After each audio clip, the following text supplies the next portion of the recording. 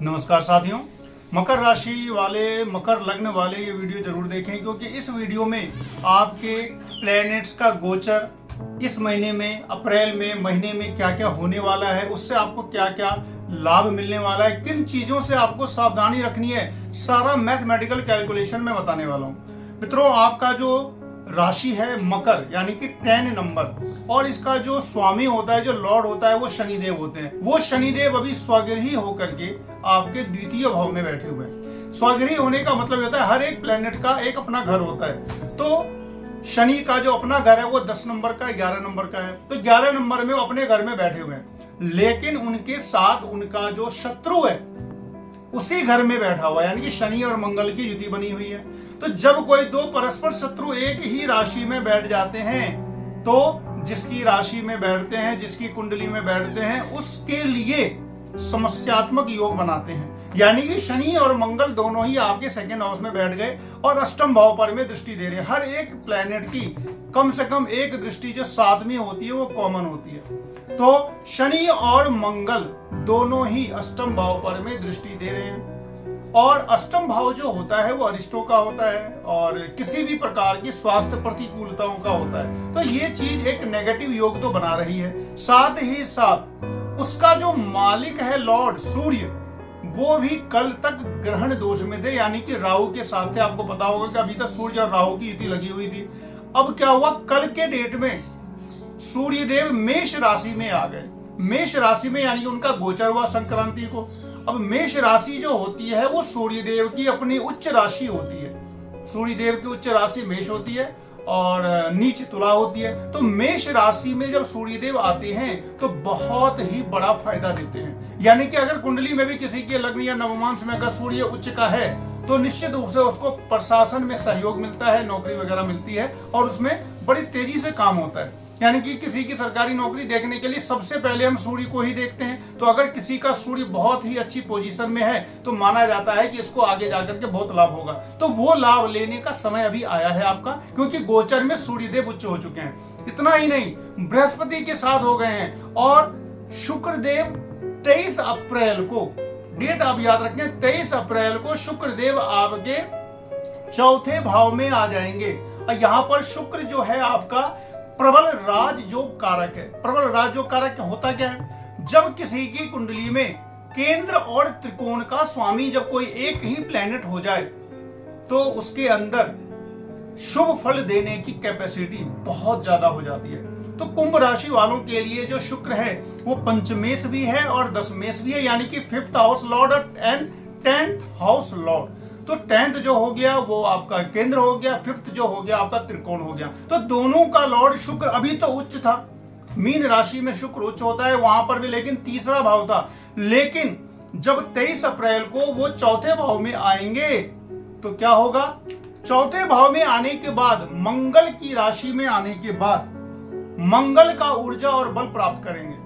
मित्रों, शुक्र और मंगल में मित्रता है, तो शुक्र जो हो वो मंगल की राशि में जाके मंगल का जो बल है और ऊर्जा है वो प्राप्त करके अपने आप को इतना ज्यादा शक्तिशाली बना लेंगे कि आपके लिए फायदेमंद हो जाएंगे।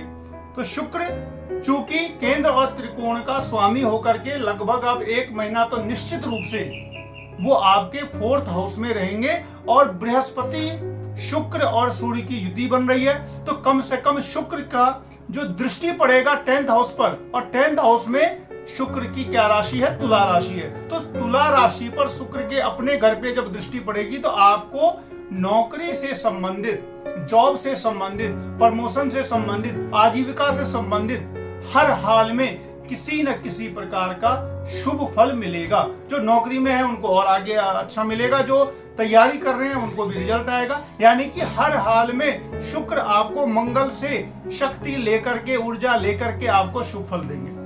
इसके बाद बात करते हैं जो दूसरा महत्वपूर्ण गोचर है वो है बृहस्पति देव का।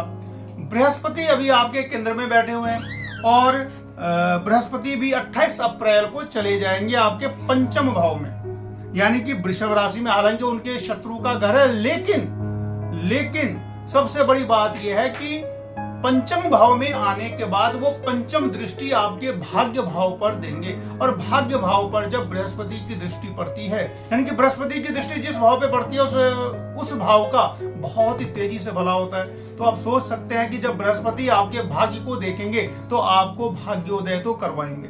साथ ही साथ शुक्र इधर नौकरी के घर पे भी दृष्टि दे रहे हैं, यानी कि पूरे मई के महीने में मैं हमेशा ये कहता हूं कि कर्म तो हमें करना ही है और भाग्य के सहारे बैठना नहीं है, लेकिन कर्म करते रहना है और थोड़ी सी अपनी कुंडली के आगे पीछे टाइमिंग अगर हम देख लें तो हम उसका पूरा लाभ ले सकते हैं।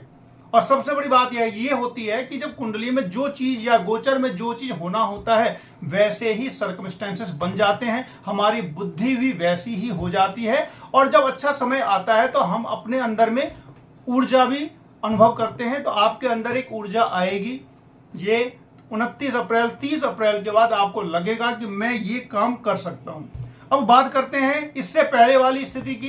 तो शनि और मंगल ने आपको अष्टम भाव पर में दृष्टि दिया हुआ था। अष्टम भाव जो होता है वो काफी अरिष्ट का होता है, स्वास्थ्य प्रतिकूलताओं का होता है। अष्ट में सूर्य भी राहु के ग्रहण दोष में था, यानी कि ये सारा समय अब बीता है। अब आपको बृहस्पति और शुक्र से पूरा का पूरा शुभ फल लेना है।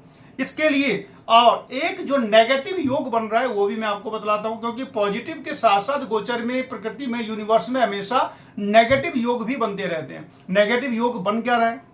मंगल देव 26 अप्रैल को चले जाएंगे मीन राशि में। हालांकि मीन राशि उनके मित्र की राशि है, बृहस्पति की राशि है। राहु भी तीसरे भाव का बहुत अच्छा होता है, राहु आपको शुभ फल दे रहे होंगे। तीसरे भाव में राहु बहुत अच्छा फल देता है, और राहु भी सम राशि में है। तो राहु और मंगल की युति बनेगी मीन राशि में।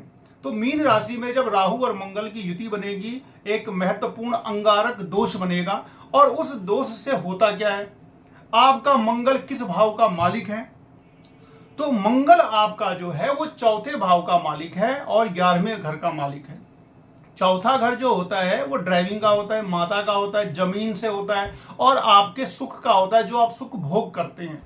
तो इसमें आपको थोड़ी सी सावधानी रखनी पड़ेगी, क्योंकि उसका जो मालिक मंगल है वो राहु के साथ पीड़ा में आ गया है, अंगारक दोष बना लिया है, और एकादश भाव का भी मालिक है। यानी कि कहीं ना कहीं पे ये सावधान रहने की जरूरत है। मेनली दो चीजों में, वित्तीय अनियमितता ना हो जाए, किसी प्रकार का वित्तीय लॉस ना हो जाए, और दूसरा ड्राइविंग के लिए, क्योंकि चौथा घर ड्राइविंग का होता है, एकादश भाव जो आने वाला पैसा का होता है। तो इसके लिए बिल्कुल आपको नेगेटिव फल नहीं मिले, इसके लिए आपको हनुमान जी की आराधना करनी है। सुंदरकांड पाठ करें, हनुमान जी की चालीसा करें। ये दो चीज अगर आप करते रहते हैं तो किसी भी प्रकार का नेगेटिव अगर आएगा भी तो वो बहुत ही मिनिमाइज हो जाएगा, कम हो जाएगा। मित्रों, जब अच्छा समय या बुरा समय जब आता है, गोचर में आता है, लग्न में आता है, हमारे दशा महादशा में आता है, तो वो फल तो मिलता ही है। लेकिन अगर हमने कुछ उपाय किए हुए हैं तो उसका ये होता है कि कुछ कम फल मिलेगा, और अगर अच्छा फल मिलने वाला होगा तो थोड़ा ज्यादा अच्छा फल मिलेगा। मित्रों, इस तरीके से मैंने आपको बताया कि मंगल का गोचर हो रहा है, बृहस्पति का गोचर हो रहा है, सूर्य का गोचर हो चुका है, और शुक्र का भी गोचर हुआ है। यानी कि 9 ग्रह में लगभग 4 प्लैनेट का इस महीने में गोचर हो रहा है, और इस गोचर का आपको शुभ फल जो जो मिलेगा वो मैंने बतलाया। अब आपको अपनी ऊर्जा का संचार करना है, अपनी कुंडली को देखना है, अपने समय को देखना है, अपनी मेहनत करनी है, और उससे आपको शुभ फल की प्राप्ति करनी है। मित्रों, लाइक शेयर सब्सक्राइब जरूर करें। मिलते हैं फिर नेक्स्ट वीडियो में, तब तक के लिए नमस्कार।